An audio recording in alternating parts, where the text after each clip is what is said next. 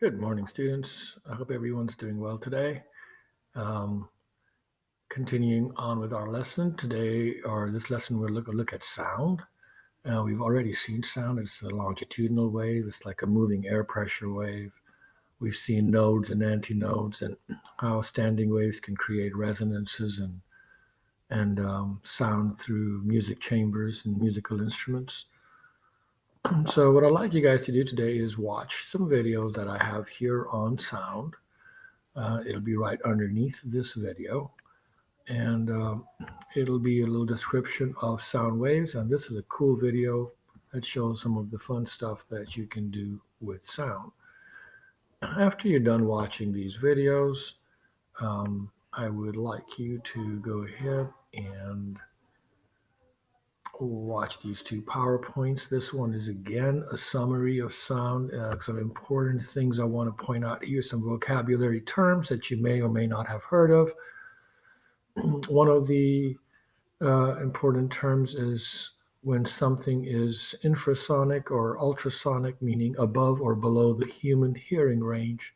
So if it's below, it's 20 hertz, and above, it'd be 20,000 hertz. The human ear can only hear between 20 and 20,000 hertz. In fact, that's if you're really, really awesome hearing. Generally, people have a narrower range than that.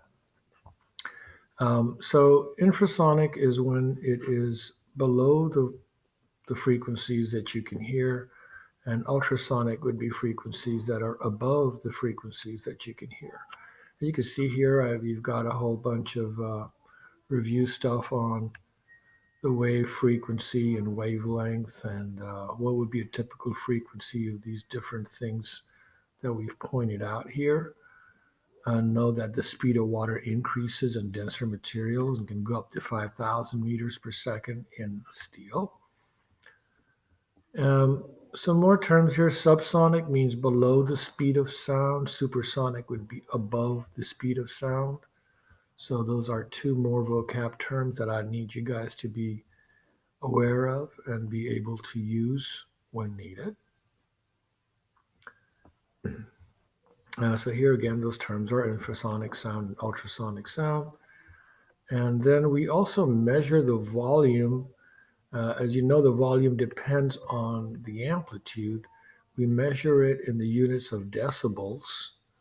And here are some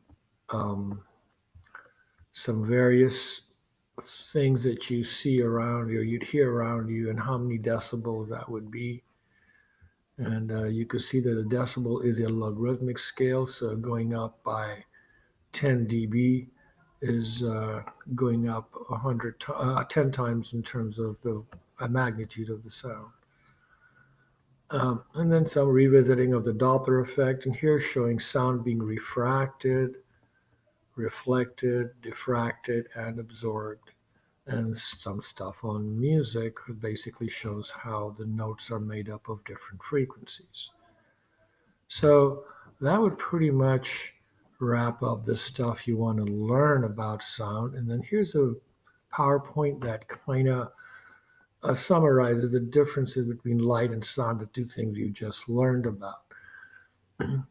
Hearing test, this is where I want you guys to go ahead and play this and see how long or what is your hearing range. And then over here, I'd like you to respond to me on what was your hearing range. I have a little assessment here for sound. Make sure you've understood the things we've talked about.